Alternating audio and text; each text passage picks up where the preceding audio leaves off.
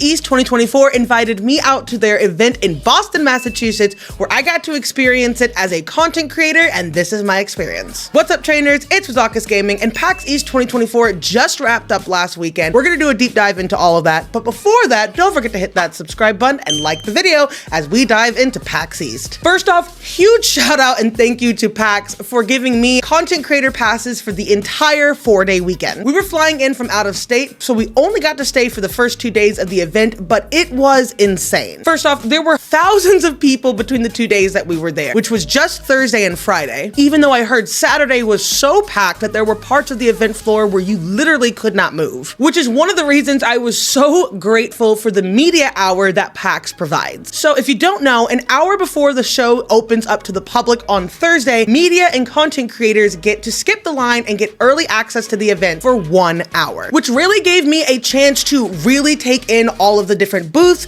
and activities that Pax had to offer. And I got to connect with a lot of other content creators in the space and made a lot of really good friends. I'll also show this up in a close-up, but these were the passes that they provided us, and it does say content creator. So this was my very first time at Pax, and the first thing that I headed towards was, of course, the Poke Play Labs booth. Here you could learn to play the VGC or the card game, completing tasks to fill out your trainer passport, and by doing so, they did give you an exclusive Pax East 2024 enamel pin, which was a Tatsugiri playing the Pokemon TCG game. Next, I want to give a huge shout out to Nintendo. They not only had this amazing hand-painted art wall where you could draw and add to the pictures, but they brought out the best photo op partners, which was Pikachu and Eevee. Let us skip the massive line to get our picture taken with them, and not to mention an exclusive interview with one of their booth reps who really gave us the ins and outs of what they were doing that day. Not gonna lie, I felt really bad about cutting the line, so we tried to make our picture as quick as possible because that thing wrapped around the block. So anyone that was waiting for us, I am so sorry. That literally never happens. Next, I got my one-on-one interview with Toga Productions, which if you don't know who Toga Productions is, they are an indie game studio that is responsible for the popular title Coffee Talk. I'll let you experience it for yourself, but essentially Coffee Talk sets you in a futuristic Seattle and you are running a coffee shop, the only one open every single rainy night, and you have all these fantastical creatures like werewolves and aliens and vampires. They all come to your shop and you serve them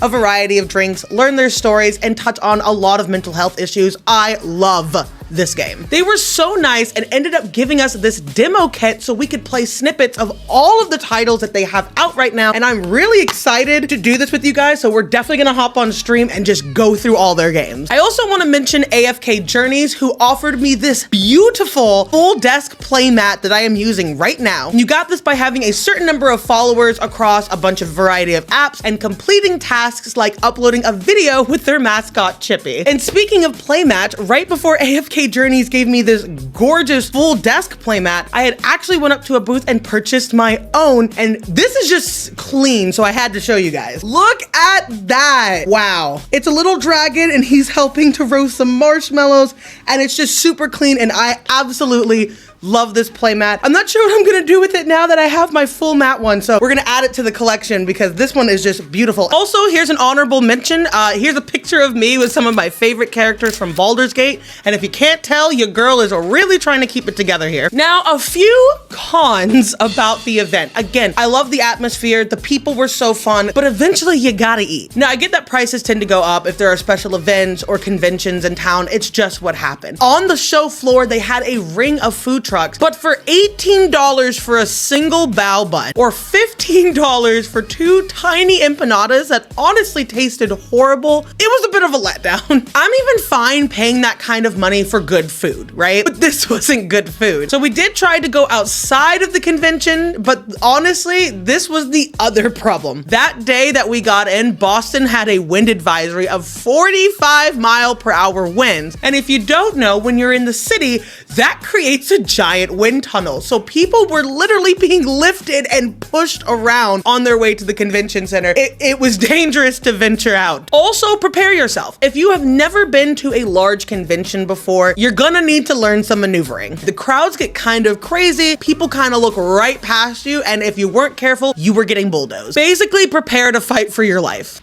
chef kiss. And finally, I want to remind you guys of our giveaway over on Instagram. If you are a Pokemon fan, Pokemon Center Online has been giving out a Dragon of the Month pen, meaning for the next 12 months, one dragon type is going to be released for the Year of the Dragon. The first one was Garchomp. The second one is Dragapult, which is one of my favorite dragon types of all time. They sold out the day they pretty much launched. So if you want to get your hands on one of these enamel pins, go ahead, link in the bio to our Instagram. These are up right now. All you got to do is hit that follow button, like, and comment, and I am choosing one of you at the end of the month, and we're going to send you this Dragapult pin. And that was my experience at PAX. Had a wonderful time, met a lot of really interesting people. Thank you again so much to PAX for the free tickets, and let me know in the comment section down below. Have you guys been to PAX East or West? Which one do you guys prefer? And we will see you in the next one. Bye-bye.